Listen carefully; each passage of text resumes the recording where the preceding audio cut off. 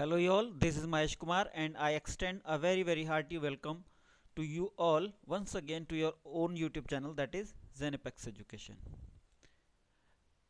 Friends, हम study कर रहे थे टेंसेस की और इसमें हम कवर कर चुके हैं प्रेजेंट इंडेफिनिट को. Okay, now we are moving upon the past indefinite and the future indefinite. जैसा हम पहले बता चुके हैं कि हम जो ट्रेडिशनल वे ऑफ टीचिंग है टेंसेस का, उससे हट करके चल रहे हैं और पहले एक ही कैटेगरी के सेंटेंसेस को देखेंगे, टेंसेस को देखेंगे. जैसे कि यहाँ हम पहले सिर्फ इंडेफिनिट कवर कर रहे हैं, जिससे कि आपको एक ज़्यादा क्लियर इमेज आपके ब्रेन में बन सके, आपके मन मस्तिष्क में बन सके.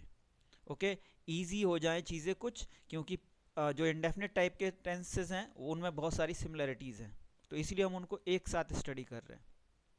ओके, तो पास्ट इंडेफिनिट का सबसे पहले हम अफर्मेटिव देखेंगे. अफर्मेटिव जो टेंसेस होते हैं उसमें पास्ट इंडेफिनिट के अफर्मेटिव में वर्ब की सेकंड फॉर्म आती है. ओके, और पूरे जो टेंसेस हैं, सभी जो टेंसेस हैं उनमें सिर्फ और सिर्फ पास्ट इंडेफिनिट और उसका भी सिर्फ अफर्मेटिव में ही वर्ब की सेकंड फॉर्म यूज होती है. अपने मन मस्तिष्क में इसको अच्छे से बिठा लीजिए कि सिर्फ और सिर्फ पास्ट इंडेफिनिट के अफर्मेटिव में ही वर्ब की सेकंड फॉर्म यूज होती है. इसके अलावा आपको वर्ब की सेकंड फॉर्म का यूज कहीं नहीं मिलेगा. ओके, तो देखिए जो एग्जाम्पल हम पहले ले रहे थे उसी से समझेंगे. मीता वेंट टू मुंबई, गो का वेंट हो गया, मीता मुंबई गई, गई थी. ओके, जो जैसे कि प्रेजेंट में आपने देखा था, वहाँ अगर हिंदी में हम बात करें तो प्रेजेंट के जो इंडेफिनिट के टेंसेस हैं उसमें लास्ट में ता था, ता ती ते इत्यादि आता है. ता है, ती है, ते है. ओके, वैसे ही पास्ट इंडेफिनिट में था, थी, थे आता है, और फ्यूचर में गा, गी, गे. ओके, तो मीता वेंट टू मुंबई, मीता मुंबई गई थी. वी वेंट टू मुंबई, हम मुंबई गए थे. देखिए यहाँ पे ना सिंगुलर के साथ ना प्लूरल के साथ कोई चेंजेस नहीं हो रहे हैं, सेम वर्ब है, ये सेम स्ट्रक्चर है, सिर्फ सब्जेक्ट चेंज हो रहा है. Okay, went to Mumbai, went to Mumbai, बाकी सब्जेक्ट बस चेंज हो रहा है. तो सिंगुलर हो या प्लूरल हो, वर्ब सेकंड ही रहेगी, कोई यहाँ चेंजेस नहीं है. जैसा कि प्रेजेंट इंडेफिनिट में था, सिंगुलर सब्जेक्ट के साथ वर्ब की फर्स्ट फॉर्म में ऐसे ईएस लग रहा था, और प्लूरल के साथ सिर्फ वर्ब की बेस फॉर्म आ रही थी, फर्स्ट फॉर्म. ओके, तो वो यहाँ नहीं है. यहाँ चाहे सिंगुलर सब्जेक्ट, चाहे प्लूरल हो, चाहे फर्स्ट पर्सन हो, चाहे सेकंड थर्ड पर्सन हो, सबके साथ सिर्फ और सिर्फ वर्ब की सेकंड फॉर्म आएगी. ओके, लेकिन जैसे ही आप इसका नेगेटिव बनाएंगे, ओके, जैसे ही आप इसका नेगेटिव बनाएंगे तो तुरंत ही वर्ब की फर्स्ट फॉर्म हो जाएगी. देखिए मैं पहले भी इस चीज़ को कह चुका हूं कि पास्ट इंडेफिनिट जो है वो बाकी के टेंसेस से बहुत अलग हैं. बाकी के जितने भी टेंसेस आप सीखेंगे इसके बाद, के प्रेजेंट इंडेफिनिट और पास्ट इंडेफिनिट के बाद जितने भी टेंसेस सीखेंगे, सब में वर्ब की फर्स्ट फॉर्म या जो भी फॉर्म एक बार लग गई तो वही फॉर्म रहनी है, उनमें वर्ब की फॉर्म चेंज नहीं होती. ओके, कहीं भी जो भी वर्ब की फॉर्म आएगी, जैसे कि आप कंटिन्यूस टेंसेस में देखेंगे आईएनजी फॉर्म आती है तो हमेशा आईएनजी ही रहती है, चाहे नेगेटिव हो, चाहे इंट्रोगेटिव हो, चाहे नेगेटिव इंट्रोगेटिव हो. ऐसी परफेक्ट में हमेशा थर्ड फॉर्म रहेगी, चाहे किसी भी तरह का आप टेंस बनाएं. परफेक्ट कंटिन्यूस में फिर से आईएनजी फॉर्म रहेगी, चाहे किसी भी तरह का टेंस हो. लेकिन जो वर्ब की फॉर्म चेंजेस होती हैं वो प्रेजेंट इंडेफिनिट और पास्ट इंडेफिनिट में ही होती हैं. तो कई बार जो बच्चे कंफ्यूज हो जाते हैं उनके लिए यहाँ ये अच्छा है कि वो याद रखें कि वर्ब की अगर फॉर्म चेंजेस होंगे कहीं भी तो वो सिर्फ प्रेजेंट इंडेफिनिट और पास्ट इंडेफिनिट में, अदरवाइज बाकी सब में सेम रहेगी वर्ब, चाहे किसी भी तरह से टेंस आप बनाएं. ओके, तो जैसे ही आपने नेगेटिव बनाया यहाँ पे पास्ट इंडेफिनिट का, वैसे ही वर्ब की फर्स्ट फॉर्म हो गई और अब हमेशा फर्स्ट फॉर्म ही रहनी है. वर्ब की सेकेंड फॉर्म सिर्फ और सिर्फ पास्ट इंडेफिनिट के अफर्मेटिव में आएगी। ओके, तो नेगेटिव देखिए, मीता डिड नॉट, हेल्पिंग वर्ब आ गई डिड और नॉट आ गया उससे पहले, और फिर मुंबई। सबसे पहले सब्जेक्ट, फिर डिड नॉट, फिर गो यानी वर्ब, वर्ब की फर्स्ट फॉर्म, फिर ऑब्जेक्ट। अगर आप इसका स्ट्रक्चर समझना चाह रहे हैं तो देख लीजिए कैसे फॉर्मेशन होती है। सबसे पहले सब्जेक्ट, फिर डिड नॉट, फिर वर्ब की फर्स्ट फॉर्म और फिर ऑब्जेक्ट। अगर अफर्मेटिव की बात करें हम तो सबसे पहले सब्जेक्ट, फिर वर्ब की सेकेंड फॉर्म, फिर object. Okay, likewise we did not go to Mumbai. देखिए दोनों में देखिए, सिर्फ जैसे यहाँ पे सिर्फ सब्जेक्ट का अंतर था वैसे ही सिर्फ यहाँ पे सब्जेक्ट का अंतर है, बाकी सिंगुलर प्लूरल से कोई फर्क नहीं पड़ रहा। ओके, इसी तरह से आप इंट्रोगेटिव देखिए, इंट्रोगेटिव में जो यहाँ पे सेकेंड फॉर्म आई थी, सेकेंड फॉर्म के साथ जो फर्स्ट फॉर्म के साथ जो हेल्पिंग वर्ब यहाँ पे आई थी, हेल्पिंग वर्ब भी शुरू में आ जाएगी उठ करके। ओके, हेल्पिंग वर्ब बस शुरू में लग जाएगी, did Meeta go to Mumbai. जैसे कि मैं पहले ही कह चुका हूँ कि जितने भी इंट्रोगेटिव हैं स्पेशली क्या वाले, उसमें सिर्फ और सिर्फ हेल्पिंग वर्ब शुरू में आ जाती है, बाकी सेंटेंस का स्ट्रक्चर सेम रहता है। Did Meeta go to Mumbai, did we go to Mumbai. Okay, इसी तरह से did Meeta not go to Mumbai. जब हमें नेगेटिव बनाना है, देखिए इंट्रोगेटिव नेगेटिव बहुत ही सिंपल है। जो नेगेटिव है उसको देखिए, नेगेटिव इंट्रोगेटिव बनाने के लिए हमेशा जो नेगेटिव सेंटेंस है आप उसको देख लीजिए। ओके, और जो नेगेटिव में हेल्पिंग वर्ब है, हेल्पिंग वर्ब का भी स्पेशली फर्स्ट पार्ट, अगर एक से ज़्यादा पार्ट हैं तो सिर्फ फर्स्ट पार्ट लीजिए और उसको शुरू में ले आइए। तो जैसे यहाँ पे था Mita did not go to Mumbai, सिर्फ इसका डिड उठा के शुरू में ले आइए, और क्योंकि शुरू में आ रहा है सेंटेंस के तो इसलिए डी कैपिटल हो जाएगा, फर्स्ट लेटर कैपिटल हो जाएगा। Did Meeta not go to Mumbai. देखिए बाकी सेम ऐसे ही स्ट्रक्चर है, सिर्फ डिड शुरू में आ गया, बाकी Mita not go to Mumbai, did Meeta not go to Mumbai. इसी तरह से did we not go to Mumbai, सिर्फ ये डिड शुरू में आ गया, we not go to Mumbai, did we not go to Mumbai. इसी तरह से जब WH वाला इंट्रोगेटिव बनाएंगे इसका, तो डिड से ही पहले आपका व्हेन आ जाएगा, जैसे यहाँ पे इंट्रोगेटिव था। ओके, इस इंट्रोगेटिव को देख लीजिए आप, जो सिंपल इंट्रोगेटिव रहता है उस इंट्रोगेटिव को देख लीजिए, और उससे ठीक पहले, सबसे पहले मतलब आप WH वर्ड इंट्रोड्यूस कर दीजिए। ओके, सबसे पहले WH वर्ड लगा दीजिए और आपका WH इंट्रोगेटिव बन के तैयार है। देख लीजिए, when did Meeta go to Mumbai, did Meeta go to Mumbai से ठीक पहले आपने व्हेन लगा दिया, when did Meeta go to Mumbai. इसी तरह से second sentence, when did we go to Mumbai, did we go to Mumbai से ठीक पहले व्हेन। ऐसे ही नेगेटिव इंट्रोगेटिव, जब नेगेटिव इंट्रोगेटिव बनाएंगे WH वाला, तो फिर से नेगेटिव इंट्रोगेटिव सिंपल वाले को देख लीजिए और उनसे पहले व्हेन लगा दीजिए। When did Meeta not go to Mumbai, when did we not go to Mumbai. आप इसी तरह से खुद इसका फॉर्मेशन भी नोट डाउन कर सकते हैं। सबसे पहले WH वर्ड आएगा, उसके बाद डिड आएगा, उसके बाद सब्जेक्ट और फिर नॉट, फिर वर्ब की फर्स्ट फॉर्म और फिर ऑब्जेक्ट।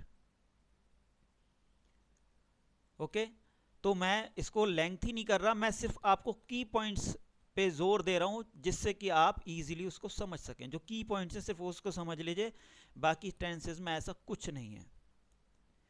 और एक और रिक्वेस्ट है आपसे, जैसे मैं पहले भी कह चुका हूं पिछले वीडियो में, जिन्होंने अगर हमारा पिछला वीडियो अभी नहीं देखा है तो वो अगर टेंसेस की और अच्छी अंडरस्टैंडिंग चाहते हैं तो हमारी कृपया करके पूरी सीरीज देखें और पिछले वीडियोस को भी ज़रूर देख लें। जो फर्स्ट पार्ट इसका आ चुका है उसको ज़रूर देख लें।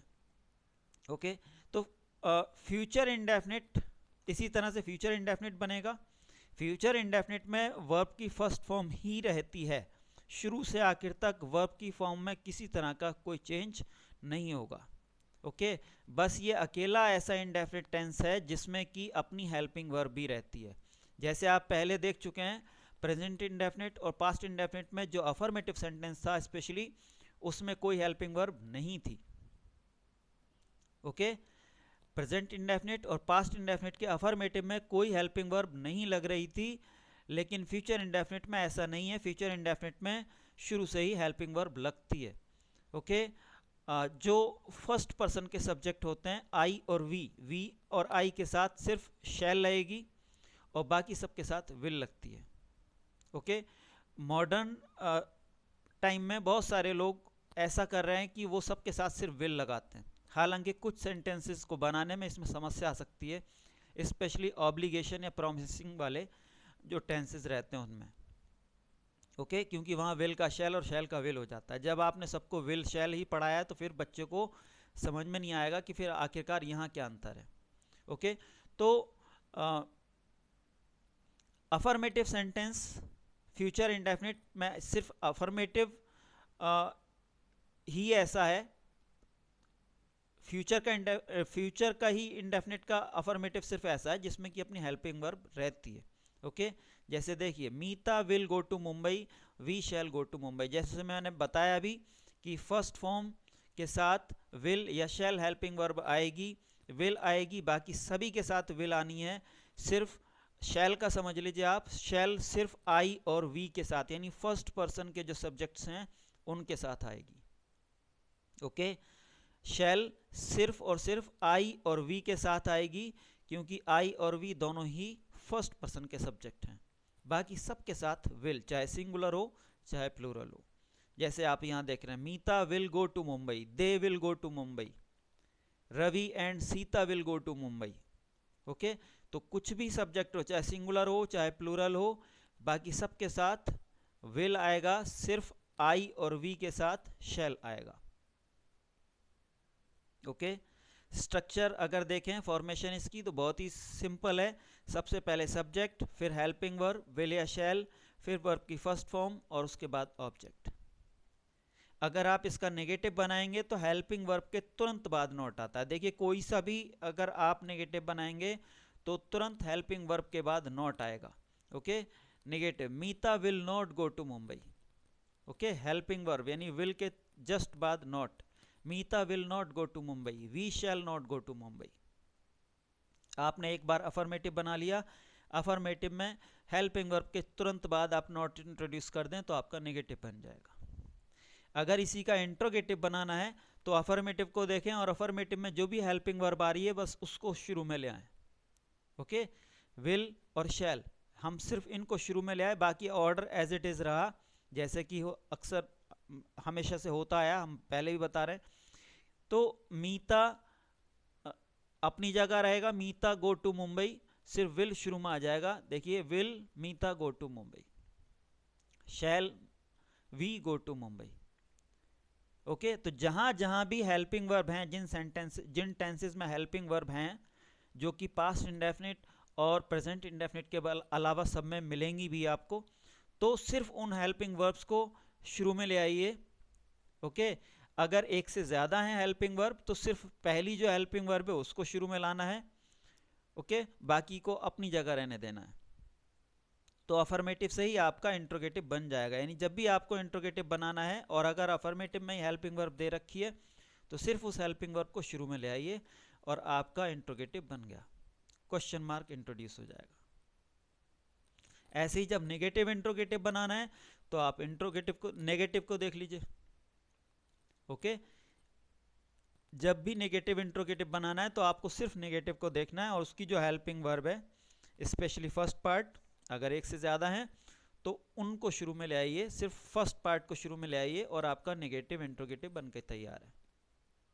विल और शैल को आप शुरू में ले आए, बाकी एज इट इज़ ऑर्डर रहेगा, will Meeta not go to Mumbai, shall we not go to Mumbai. इसी तरह से जब WH इंट्रोगेटिव बनाएंगे, बहुत ही सिंपल है।